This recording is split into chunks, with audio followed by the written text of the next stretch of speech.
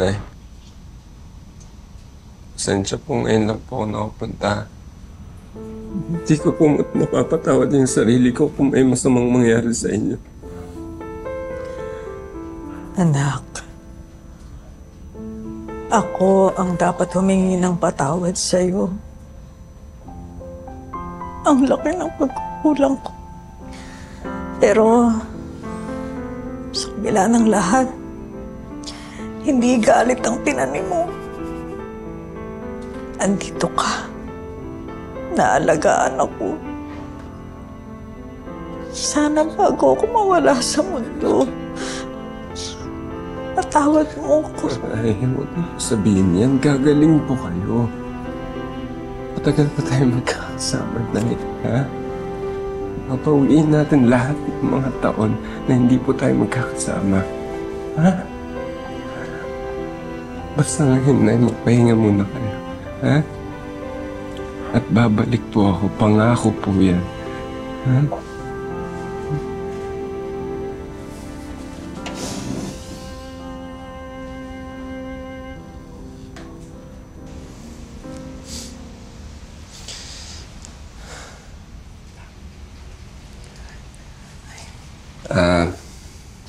Kapitana, maraming salamat sa pagsama sa amin.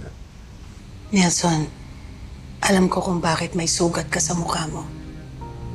Alam ko na rin kung anong trabaho mo. Alam kong dati ka ring biktima. Pero Nelson, bakit ngayon ang bibiktima ka na rin? Mga babae pa. Marami namang marangal na ibang trabaho dyan. Tigilan mo na tong ginagawa mo. Bago pa may mapahamak sa'yo at sa mga babaeng pinupugaw mo. Tingin mo may ganun pa ba, Kapitana? Ha? Totoong marangal na trabaho? Ginagawa namin to para mabuhay. Para sa mga mahal namin sa buhay. Ginagawa ko to para mailigtas ko yung nanay ko sa kamatayan niya. Hindi na rin alam ni Nelson kung kailan tumigas ang puso niya. Kung kailan siya tuluyang naniwala na wala na siyang ibang mapupuntahan kundi ang madilim na mundo ng pagbubugaw. Tuluyan na niya itong niyakap kahit alam niyang hindi ito tama. Pero may mga pangyayaring hindi niya inaasahan. Mga bagay na kahit gaano siya kanda ay wala naman siyang kalaban-laban. Masyado ka ng maraming sitsat. Ano yan? Cherry! Ano ito?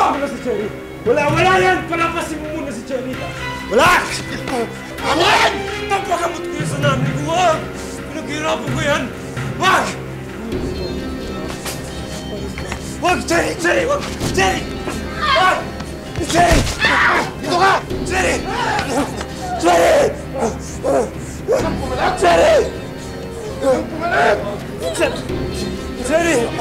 Wag! Itawa mo yan! Cherry!